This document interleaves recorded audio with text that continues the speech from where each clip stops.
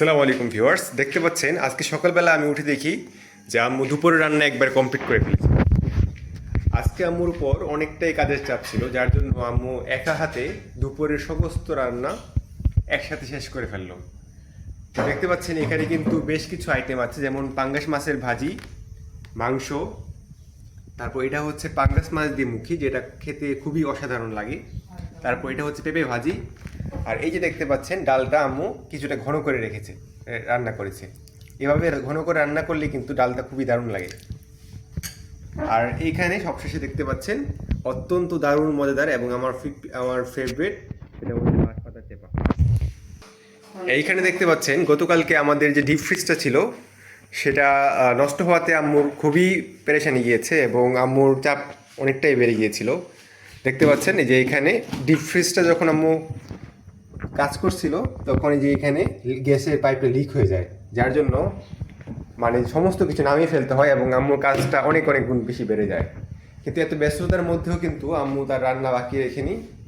আর এই যে দেখতে পাচ্ছেন এই জায়গাটার মধ্যে আম্মু কিছু ইনডোর প্ল্যান্ট রেখেছে, যেগুলো আমরা গত ব্লগে দেখিয়েছিলাম।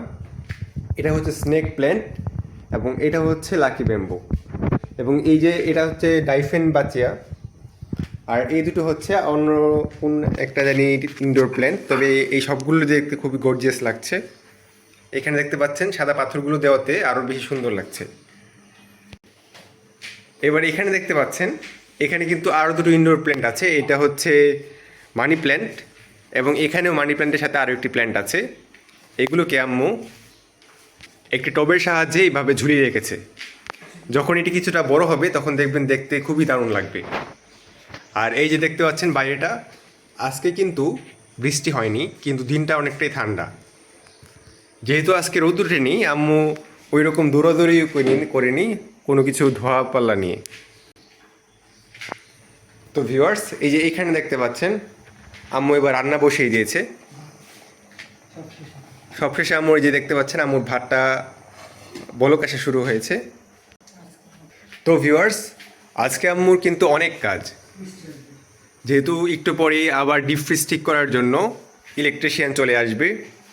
তো তাই আজকের ভ্লগটা এই পর্যন্তই শেষ।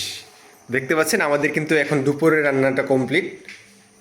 আমরা আম্মু সমস্ত কিছু আয়োজন করে রেখেছে যেন আমাদের কোনো অসুবিধা না হয়, যেহেতু একটু পরে ইলেকট্রিশিয়ান আসবে এবং ডিপ ফ্রিজ মেরামতের কাজ শুরু হবে।